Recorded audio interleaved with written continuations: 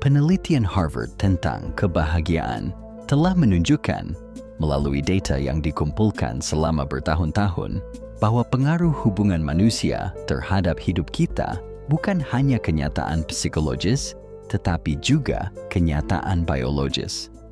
Hasil-hasil penelitian ini berpusat pada beberapa poin utama. Pertama, hubungan yang lebih baik berarti umur yang lebih panjang. Orang dengan hubungan yang kuat memiliki tingkat penyakit jantung yang lebih rendah dan jauh lebih sedikit mengalami penyakit yang berkaitan dengan stres. Kedua, kesepian mempercepat penuaan.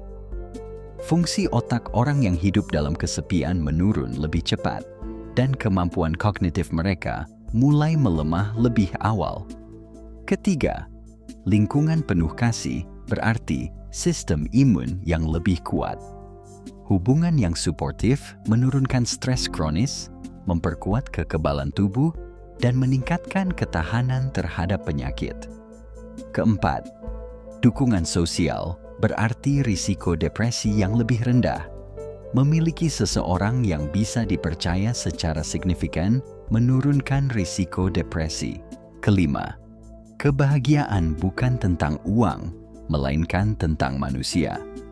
Salah satu temuan paling jelas dari penelitian ini adalah pendapatan tahunan hanya meningkatkan kebahagiaan sampai batas tertentu.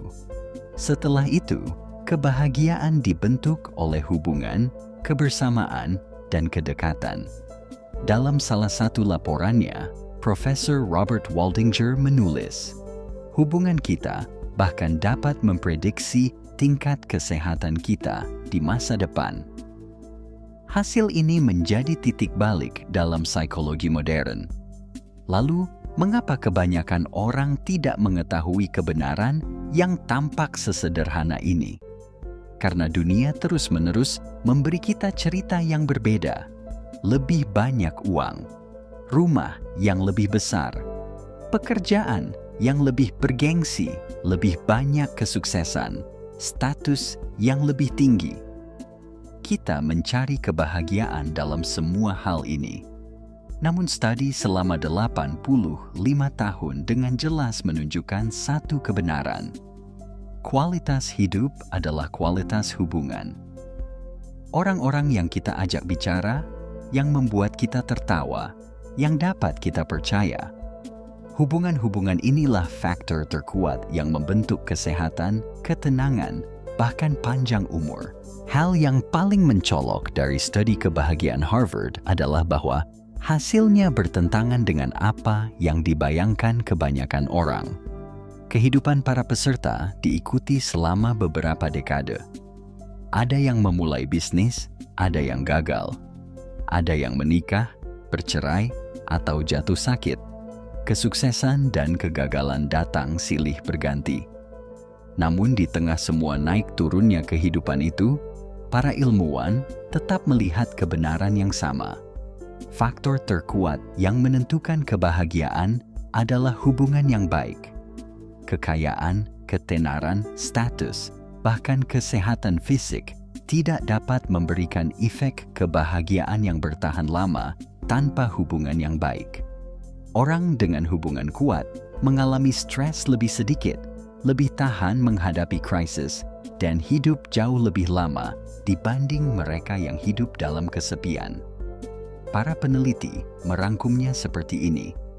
Yang membuat hidup paling memuaskan adalah kualitas hubungan, bukan jumlahnya, tetapi kekuatannya dan rasa saling percaya di dalamnya.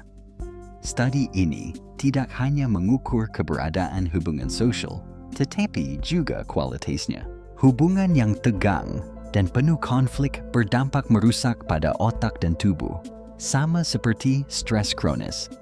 Sebaliknya, hubungan yang memberi rasa aman bahkan dapat meningkatkan ambang rasa sakit seseorang.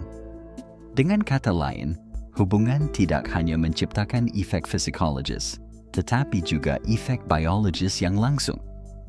Salah satu temuan yang paling mengejutkan dari studi ini adalah periode paling bahagia dalam hidup seseorang adalah masa ketika ikatan sosial mereka paling kuat. Periode ini tidak selalu bertepatan dengan masa ketika mereka paling kaya secara finansial. Terkadang justru terjadi di saat mereka menghadapi masa sulit secara ekonomi.